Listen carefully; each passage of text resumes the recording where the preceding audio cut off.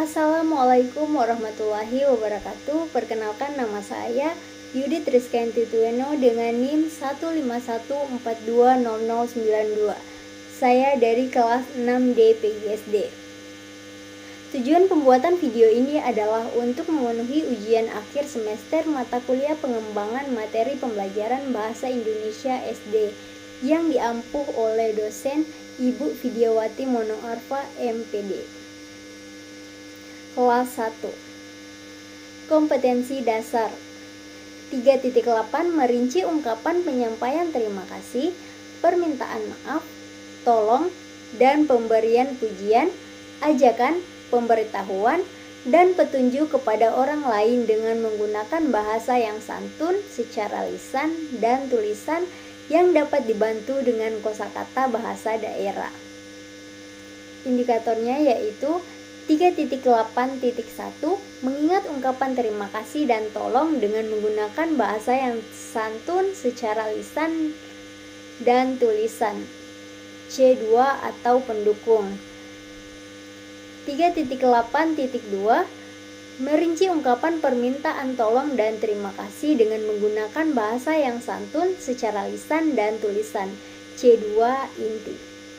3.8.3 menyusun ungkapan permintaan tolong dan terima kasih dengan menggunakan bahasa yang santun secara lisan dan tulisan.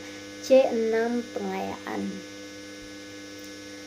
Kompetensi dasar 4.8 mempraktikkan ungkapan penyampaian terima kasih, permintaan maaf, tolong, dan pemberian pujian dengan menggunakan bahasa yang santun kepada orang lain secara lisan dan tulisan. Untuk indikatornya 4.8.1 mematuhi adanya ungkapan terima kasih secara lisan atau tulisan dengan menggunakan bahasa yang santun kepada orang lain. P1 pendukung.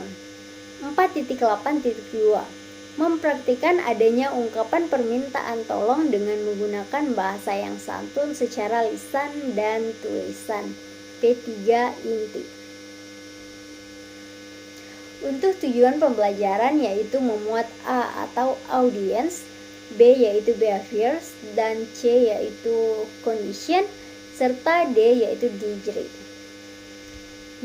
Tujuan pembelajaran yang pertama adalah dengan menyimak penjelasan guru, siswa mampu mengingat ungkapan terima kasih dan tolong dengan menggunakan bahasa yang santun secara benar. Nah, dengan menyimak ini merupakan bagian C dan siswa adalah bagian A. Kemudian mampu mengingat ungkapan terima kasih dan tolong adalah bagian B, serta menggunakan bahasa yang santun secara benar adalah bagian D. Kemudian yang kedua, dengan menyimak penjelasan guru, siswa mampu merinci ungkapan terima kasih dan tolong dengan menggunakan bahasa yang santun dan benar. Nah, dengan menyimak penjelasan guru merupakan bagian C, kemudian siswa adalah bagian A, mampu merinci ungkapan terima kasih adalah bagian B, dan menggunakan bahasa yang santun secara benar adalah bagian D. Yang ketiga, dengan menyimak penjelasan guru, siswa mampu menyusun ungkapan terima kasih dan tolong menggunakan bahasa yang santun dan benar. Nah, dengan menyimak penjelasan guru merupakan bagian C, kemudian siswa adalah bagian A, kemudian mampu menyusun ungkapan terima kasih dan tolong adalah bagian B, serta menggunakan bahasa yang santun secara benar merupakan bagian D. Yang keempat, dengan menyusun ungkapan, siswa mampu mematuhi adanya ungkapan terima kasih menggunakan bahasa yang santun secara benar. Nah, dengan menyusun ungkapan merupakan bagian C, kemudian siswa adalah bagian A, dan mampu mematuhi adanya ungkapan terima kasih adalah bagian B, serta menggunakan bahasa yang santun secara benar merupakan bagian D. Tujuan pembelajaran yang kelima ada dengan mematuhi adanya ungkapan terima kasih, siswa mampu menerapkan ungkapan permintaan tolong dengan menggunakan bahasa yang santun secara benar. Nah, dengan mematuhi adanya ungkapan terima kasih ini adalah bagian C, siswa adalah bagian B, kemudian mampu menerapkan ungkapan permintaan tolong merupakan bagian D, dengan menggunakan bahasa yang santun secara benar merupakan bagian D. Jadi siswa adalah bagian A atau audience. Nah, untuk materi pembelajaran yang dikembangkan yaitu ucapan terima kasih dan permintaan tolong. Mengucapkan permintaan tolong dan mengucapkan terima kasih sangatlah penting dalam berkomunikasi, sebab ucapan tersebut merupakan bentuk penghormatan kita setelah ditolong atau yang akan menolong kita. Minta tolong adalah ungkapan meminta bantuan kepada orang lain secara santun dan sopan. Kalimat minta tolong ini harus dibedakan dengan kalimat perintah. Untuk mengucapkan kalimat minta tolong sebaiknya diucapkan ketika kita benar-benar dalam keadaan yang membutuhkan pertolongan. Sedangkan ungkapan terima kasih merupakan ungkapan apresiasi dan cara kita untuk menghargai orang lain.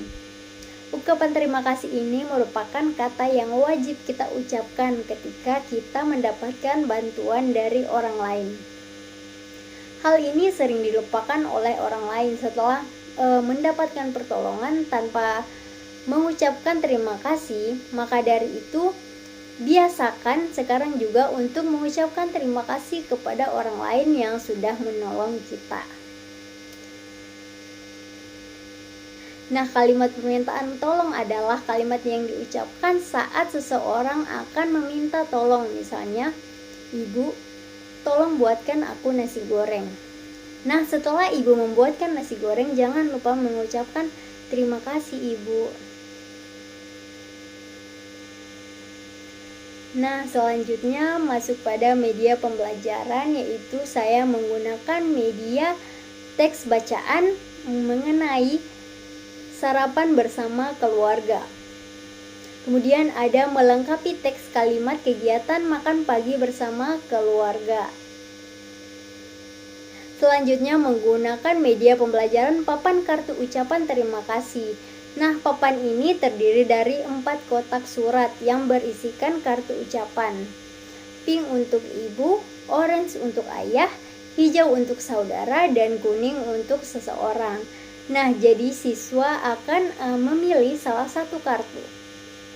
Setelah siswa menuliskan ucapan, kartu ucapan bisa ditempelkan ke papan kartu. Nah, papan ini juga bisa dijadikan sebagai pajangan kelas ketika selesai digunakan. Dan untuk ungkapan permintaan tolong, siswa akan diminta untuk bergambar dan berkreasi pada lembaran kosong kegiatan tolong-menolong dalam lingkungan keluarga. Selanjutnya untuk penilaian. Yang pertama ada penilaian sikap yang terdiri dari nama dan poin perubahan tingkah laku. Yang kedua ada penilaian pengetahuan, yaitu menggunakan tes tertulis, yaitu skor. Yang ketiga ada penilaian keterampilan, yakni memuat rubrik penilaian yang terdiri dari kriteria dan poin skor dari baik sekali, baik, cukup, dan perlu bimbingan. Baik, mungkin cukup sekian dari saya. Apabila ada kekurangan, saya mohon maaf. Wassalamualaikum warahmatullahi wabarakatuh.